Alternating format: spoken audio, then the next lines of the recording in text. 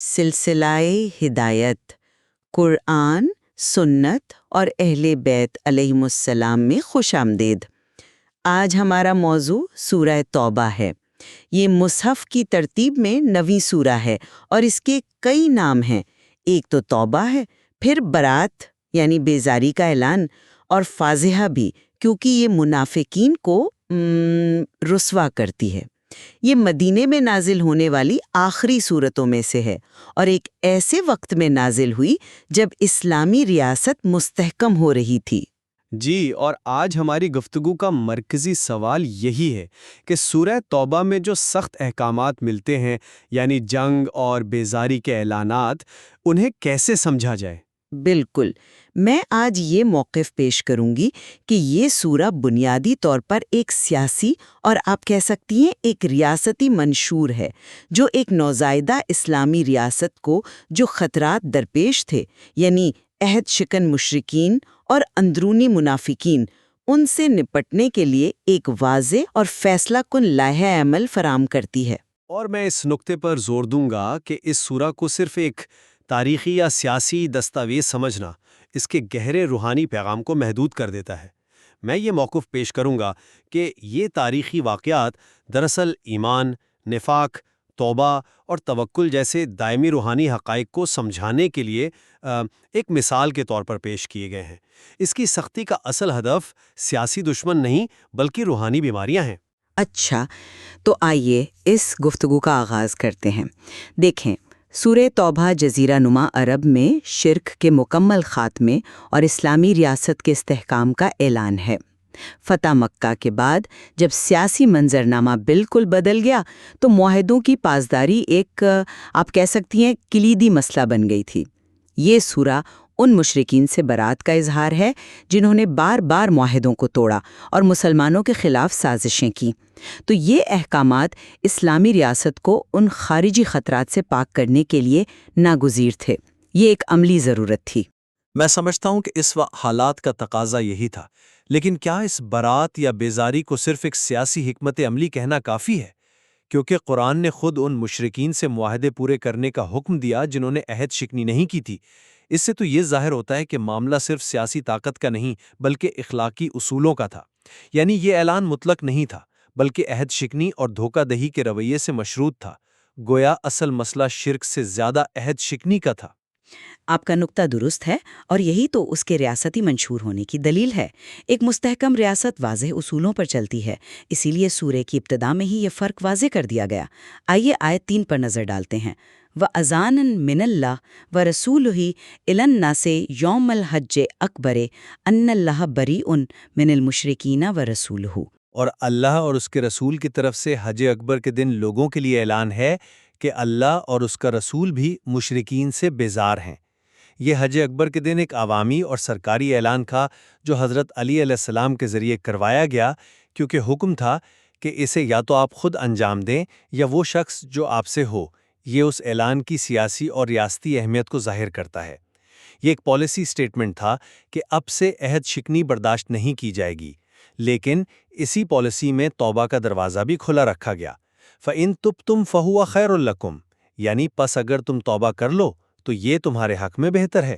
میں آپ کی بات سے جزوی اتفاق کرتا ہوں کہ یہ ایک پالیسی سٹیٹمنٹ تھا، لیکن اس کی روح سیاسی نہیں روحانی ہے۔ آپ نے توبہ کی آیت کا ذکر کیا، لیکن آیت 6 تو اس سے بھی آگے جاتی ہے۔ وَإِنْ أَحَدًا مِّنَ الْمُشْرِكِينَ اسْتَجَارَكَ فَأَجِرْهُ حَتَّى يَسْمَعَ كَلَامَ اللَّهِ ثُمَّ أَبْلِغْهُ مَأْمَنَهُ۔ یہاں ذرا رکیے اور سوچئے۔ ایک ایسی ریاست جو حالت جنگ میں ہے اپنے شدید ترین دشمن کو صرف اس لیے پناہ، حفاظت اور محفوظ واپسی کی ضمانت دے رہی ہے تاکہ وہ کلام اللہ سن سکے، یہ تو کسی بھی سیاسی یا فوجی حکمت عملی کے خلاف ہے۔ اس سے صاف ظاہر ہوتا ہے کہ اصل مقصد غلبہ نہیں، ہدایت ہے۔ اصل ترجیح اتمام حجت ہے۔ سیاست اور جنگ بھی اسی روحانی مقصد کے تابع ہیں۔ میں اسے اس طرح دیکھتی ہوں کہ یہ اسلام کے نظام عدل کا حصہ ہے۔ ہدایت کا موقع دینا اس نظام کا بنیادی اصول ہے، لیکن جب ایک گروہ منظم طور پر ریاست کے خلاف سازش کرے اور امن کو تباہ کرے تو ریاست کو اپنا دفاع کرنا پڑتا ہے۔ یہ رعایت ایک فرد کے لیے ہے جو حق جاننا چاہتا ہے، نہ کہ اس منظم گروہ کے لیے جو فساد کا سرچشمہ ہے۔ اسی لیے قرآن نے عام افراد اور فساد کے رہنماؤں میں فرق کیا ہے۔ آیت 12 میں یہ فرق بہت واضح ہے۔ وَإِن نَكَثُوا أَيْمَانَهُم مِّن بَعْدِ عَهْدِهِمْ وَطَعَنُوا فِي دِينِكُمْ فَقَاتِلُوا أَئِمَّةَ الْكُفْرِ إِنَّهُمْ لَا أَيْمَانَ لَهُمْ لَعَلَّهُمْ يَنْتَهُونَ۔ اور اگر عہد کرنے کے بعد یہ لوگ اپنی قسمیں توڑ دیں اور تمہارے دین کی عیب جوئی کرنے لگ جائیں تو کفر کے اماموں سے جنگ کرو، کیونکہ ان کی قسموں کا کوئی اعتبار نہیں، شاید وہ باز آ جائیں۔ یہاں حکم عام مشرکین کے لیے نہیں بلکہ کفر کے اماموں یعنی ائمۃ الکفر کے لیے ہے۔ یہ وہ سرغنہ ہیں جو فساد کی جڑ ہیں، جو معاہدے توڑواتے ہیں اور دین پر تانا زنی کرتے ہیں۔ یہ ایک ٹارگیٹڈ ملٹری اور پولیٹیکل ایکشن کا حکم ہے۔ میں ٹارگیٹڈ ہونے کی بات سے متفق ہوں، لیکن میں سمجھتا ہوں کہ آپ کفر کے امام کی اصطلاح کو صرف 7ویں صدی کے قبیلی سرداروں تک محدود کر رہے ہیں۔ قرآن کا انتخاب لفظ بہت گہرا ہے۔ اس نے قادت الحرب یعنی جنگی سردار نہیں کہا، بلکہ ائمۃ الکفر یعنی کفر کے امام کہا۔ امام کا لفظ ایک نظریاتی پیشوا کے لیے استعمال ہوتا ہے۔ تو کیا یہ آیت صرف ان سرداروں کے بارے میں ہے یا یہ ایک دائمی اصول بیان کر رہی ہے کہ اصل مقابلہ گمراہی کی قیادت کرنے والی فکر اور نظریے سے ہے؟ اگر یہ ایک دائمی اصول ہے، جیسا کہ حدیث سے بھی ثابت ہے، تو آج کے دور میں کفر کے امام کون ہیں؟ یہ اصطلاح ہمیں دعوت فکر دیتی ہے کہ ہم صرف ظاہری دشمنوں کو نہ دیکھیں، بلکہ ان نظریات اور قیادتوں کو پہچانیں جو انسانیت کو گمراہی کی طرف لے جاتی ہیں۔ یہ ایک اہم نقطہ ہے، لیکن اس اصول کے اطلاق میں بہت احتیاط لازم ہے۔ یہ اصطلاح کسی فرد یا گروہ کو یہ اجازت نہیں دیتی کہ وہ جسے چاہے کفر کا امام قرار دے کر اس کے خلاف کارروائی کرے۔ اس کا فیصلہ اسلامی ریاست کی اتھارٹی یعنی امام وقت ٹھوس شواہد کی بنیاد پر کرتا ہے کہ کون منظم طور پر معاشرتی امن اور دین کی بنیادوں کو کمزور کر رہا ہے۔ اور یہی اصول ہمیں خارجی خطرے سے داخلی خطرے کی طرف لاتا ہے، جس پر سورہ توبہ نے بہت زیادہ توجہ دی ہے، یعنی منافقین کا کردار۔ یہ وہ لوگ تھے جو بظاہر مسلمان تھے مگر اندر سے اسلام کے دشمن تھے۔ جنگ تبوک کے مشکل موقع پر ان کا نفاق کھل کر سامنے آیا جب انہوں نے جھوٹے بہانے بنا کر پیچھے رہنا چاہا، جیسا کہ آیت 42 میں ہے۔ قرآن ان کی نشانیاں بتاتا ہے: برائی کا حکم دینا، نیکی سے روکنا اور اللہ کی راہ میں خرچ کرنے سے بخل کرنا۔ یہ ریاست کے اندر ایک 5ویں کالم کا کردار ادا کر رہے تھے بھی، لیکن کیا قرآن کا مقصد صرف ایک سیاسی خطرے کی نشاندہی کرنا تھا؟ مجھے لگتا ہے کہ قرآن یہاں نفاق کی ایک گہری نفسیاتی اور روحانی تشخیص کر رہا ہے، اور سب سے چونکا دینے والی بات یہ ہے کہ قرآن اسی تناظر میں مخلص مومنین کی کمزوری کا بھی ذکر کرتا ہے۔ آیت 117 میں جنگ تبوک کی مشکلات کا ذکر ہے۔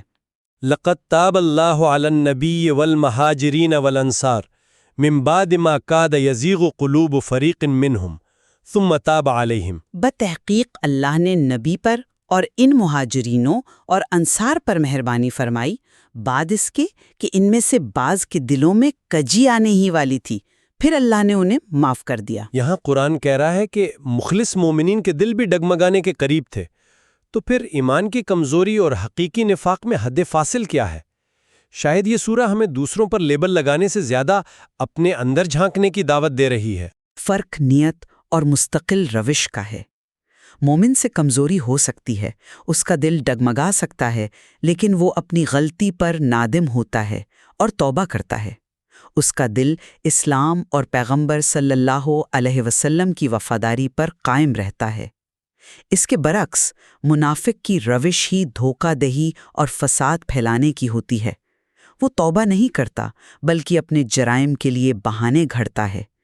اسی لیے قرآن مومن کی لغزش پر معافی کی بات کرتا ہے اور منافق کے کردار کو بے نقاب کرتا ہے۔ یہ فرق معاشرتی استحکام کے لیے سمجھنا بہت ضروری ہے۔ میں آپ کی بات کو ایک مختلف زاویے سے دیکھتا ہوں۔ آپ کا نقطہ تشخیص پر ہے، جبکہ میرے نزدیک اس سورہ کا زور خود احتسابی پر ہے۔ یہ ہمیں ایک طاقتور تشخیصی آلہ دیتی ہے۔ مومن جب ٹھوکر کھاتا ہے تو پشیمان ہوتا ہے اور رجوع کرتا ہے۔ منافق جب ٹھوکر کھاتا ہے تو جواز تراشتا ہے اور سازش کرتا ہے۔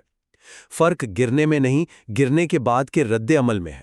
یہ صرف 7ویں صدی کے منافقین کا قصہ نہیں، یہ ہر انسان کے اندر کی کشمکش کا بیان ہے۔ یہ ایک آفاقی روحانی سبق ہے۔ اور اسی روحانی سبق کی ایک عملی مثال سورہ نے جنگ حنین کے واقعے میں دی ہے۔ یہ واقعہ مسلمانوں کی عسکری تاریخ کا ایک اہم موڑ ہے۔ آیات 25 اور 26 میں اللہ فرماتا ہے، لَقَدْ نَصَرَكُمُ اللَّهُ فِي مَوَاطِنَ كَثِيرَةٍ وَيَوْمَ حُنَيْنٍ إِذْ أَعْجَبَتْكُمْ كَثْرَتُكُمْ فَلَمْ تُغْنِ عَنْكُمْ شَيْئًا وَضَاقَتْ عَلَيْكُمُ الْأَرْضُ بِمَا رَحُبَتْ ثُمَّ وَلَّيْتُمْ مُدْبِرِينَ۔ بتحقیق بہت سے مقامات پر اللہ تمہاری مدد کر چکا ہے، اور حنین کے دن بھی جب تمہاری کثرت نے تمہیں غرور میں مبتلا کر دیا تھا، مگر وہ تمہارے کچھ بھی کام نہ آئی، اور زمین اپنی وسعتوں کے باوجود تم پر تنگ ہو گئی، پھر تم پیٹ پھیر کر بھاگ کھڑے ہوئے۔ یہاں مسلمانوں کو اپنی عددی برتری پر غرور ہو گیا، جو ایک فوجی حکمت عملی کے لحاظ سے ایک بہت مہلک غلطی تھی۔ نتیجہ ابتدائی شکست کی صورت میں نکلا۔ اس سے یہ سبق ملتا ہے کہ کامیابی صرف مادی اسباب سے نہیں، اللہ کی مدد سے ملتی ہے۔ آپ نے اسے ایک فوجی حکمت عملی کی غلطی کہا، لیکن کیا یہ اس سے کہیں زیادہ گہری بات نہیں؟ یہ توکل اور تکبر کے درمیان فرق کا بیان ہے۔ جب مسلمانوں نے کہا آج ہم کم تعداد کی وجہ سے مغلوب نہیں ہوں گے، تو انہوں نے اپنی طاقت کا مرکز اللہ کی ذات سے ہٹا کر اپنی تعداد پر رکھ دیا۔ یہ ایک روحانی شرک تھا۔ قرآن اس واقعے کے ذریعے ہمیں یہ سکھا رہا ہے کہ طاقت کا اصل سرچشمہ کیا ہے۔ پھر اللہ نے سکینہ نازل فرمائی۔ آپ سکینہ کو کیسے دیکھتے ہیں؟ کیا یہ میدان جنگ میں نازل ہونے والا کوئی معجزاتی مورل بوسٹر تھا؟ سکینہ کا نزول یقیناً ایک غیبی مدد تھی۔ یہ وہ قلبی اطمینان اور سکون ہے جو شدید ترین خوف اور افراتفری کے عالم میں اللہ کی طرف سے نازل ہوتا ہے تاکہ مومنین کے قدم جم جائیں۔ جنگ حنین میں جب لشکر بکھر چکا تھا، اس سکینہ نے ہی مسلمانوں کو دوبارہ مجتمع ہونے اور فتح حاصل کرنے کی ہمت دی۔ یہ اس بات کی علامت ہے کہ جب انسان اپنی تدبیر پر بھروسہ کر کے ناکام ہو جاتا ہے اور پھر خالصتاً اللہ کی طرف رجوع کرتا ہے تو اللہ کی مدد آتی ہے۔ یہ مادی اسباب اور توکل کے درمیان توازن کا عملی نمونہ ہے۔ میں سمجھتا ہوں کہ سکینہ کو صرف ایک ہنگامی امداد سمجھنا اس کی حقیقت کو کم کر دیتا ہے۔ سکینہ اس توکل کا فطری نتیجہ ہے جو ایک مومن کو ہر حال میں ہونا چاہیے۔ جنگ حنین کا سبق صرف فوجیوں کے لیے نہیں، ہر انسان کے لیے ہے۔ جب بھی ہم اپنی قابلیت، اپنے علم، اپنی دولت یا اپنے منصب پر اترانے لگتے ہیں تو ہم حنین کے میدان میں کھڑے ہوتے ہیں، اور سکینہ وہ کیفیت ہے جو اس تکبر کو توڑ کر اللہ پر مکمل انحصار سے حاصل ہوتی ہے۔ یہ صرف ایک معجزہ نہیں بلکہ ایک روحانی مقام ہے جسے مسلسل جد و جہد سے حاصل کیا جا سکتا ہے۔ یہ اس سورہ کا ایک کلیدی پیغام ہے۔ آخر میں اپنے موقف کو دہراؤں گی کہ سورہ توبہ اسلامی معاشرے کی تطہیر اور استحکام کے لیے ایک جامع اور عملی لاہ عمل ہے۔ یہ عہد شکن دشمنوں اور منافقین کے ساتھ فیصلہ کن رویے کا تعین کرتی ہے تاکہ ایک پرامن اور مستحکم معاشرہ قائم ہو سکے۔ اس کے احکامات اس تاریخی تناظر میں عدل اور حکمت کا تقاضا تھے۔